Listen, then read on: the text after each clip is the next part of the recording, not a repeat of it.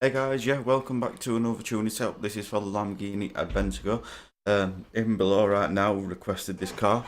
Now, sorry if the quality is a little bit out and stuff like that. 'Cause I've been recording on PC and the settings are completely different, so I apologise if me mic peaks any point, but that's the reason why. But yeah, all-wheel drive, and this car, I don't know. 1 minute. Uh, put it to P class. Then what you want to do, once you say it to P class, this is just a quick way of doing it. Go into performance and handling, take your roll cage out, and then you want to put your drive line in because it doesn't do that. Then what you want to do is go across to your tyres and stock tyres, stock width front and back, whatever rims you want. That entirely up to you, and whatever rims you want, like I say, it's entirely up to you. I won't put no body kit on because it adds more downforce, and this is where I'm going to get to a point on this car. Is it's because it's got active downforce on this car. I don't know if you guys know about it, but it's got a rear spoiler what pops up after a certain speed, and it's also got two fins on the back panel what pops up at a certain speed when you're turning. So it makes a car a real arse such and such to try and tune, because you can't really drift this car quick because it just adds more downforce to it when you're driving because they're all fins what come up. So I've had to try and tune this car to drift slow or slower, if that makes any sense. So because of that reason, it's not really it's an okay drift car, but I wouldn't even think about using this in a drift battle because it just feels like it's got too much grip, and only way I can really think about is counterbalancing that is putting drag tires on it, and because drag tires make it more slippier.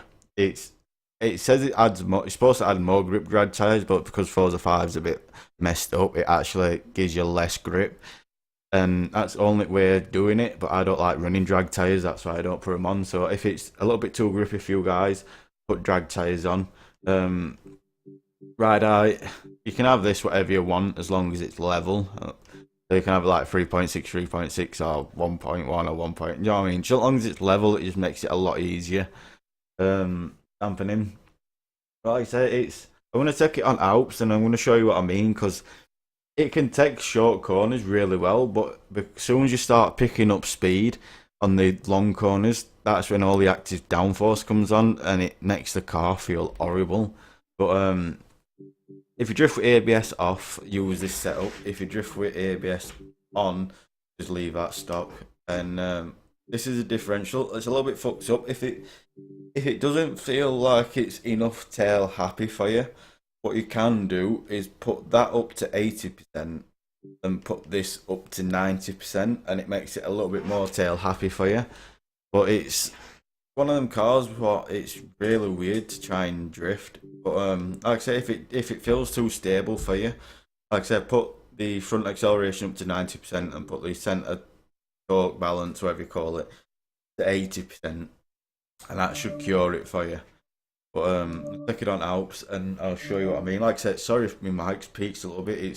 It's reading on my settings that it's peaking a few times, but it's because I've been playing a lot of PC games recently, and the settings for Xbox and PC games on OBS is completely different. So yeah, kind of sorry if my mic peaks a little bit.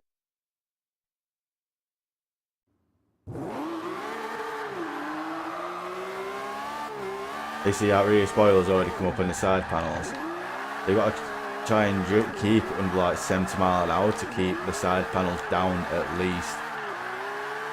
As soon as you start going up, it just,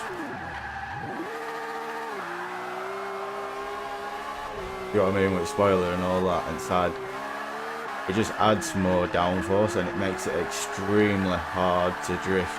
In rear-wheel drive, I can see it being pretty good, but in all-wheel drive, it does suffer from it. So, like I say, I'd try putting drag.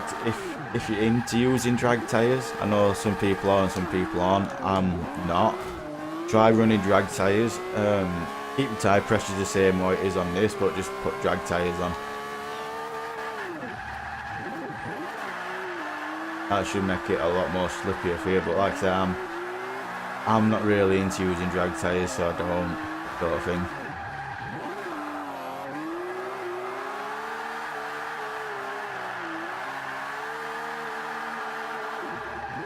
Now my best ever around this track is like 101k. I've only ever hit 101k once, but I can hit 100 on a regular in my Buick Regal and stuff like that.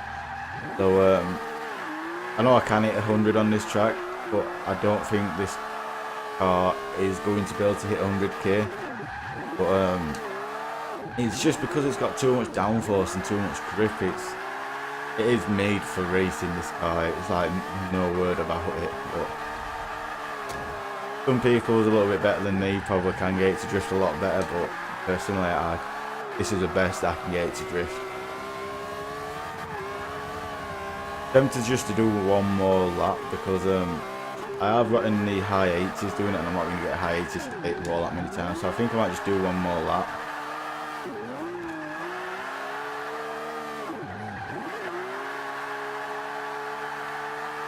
Yeah, it's just wanting to pull itself in there. It just there's like 16-17k on this corner, and I don't know, it's just an awkward car. I'm not gonna lie, I'm one of them. If I do a tuning set out for a car, I don't turn around and say this is the best car out there. I turn around and say what I really think it is, and this is probably one of them any day drifters, if you know what I mean. So it's like if you're bored of drifting all the rest of your good cars, and you're not bothered what place you come, and you just want to go out and have fun in drifting different cars, this will probably be the car for you.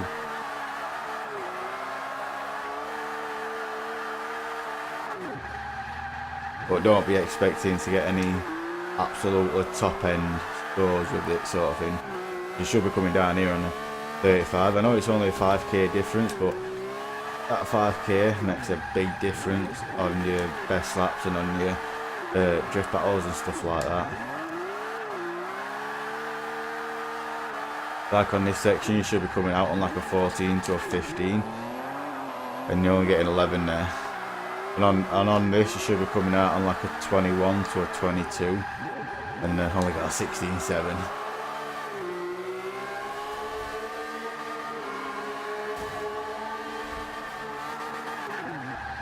Back on this section, all the way up to the where you drop your points, you should be looking for around a 28 to a 29,000. Let's see what this gets. I think because I hit the wall there. It should be coming out of this on like a 28, 29, and on this you normally come out on like a 21. So you can see where it's dropped points and stuff like that. I'm not going to stick another lap in, just leave it at this.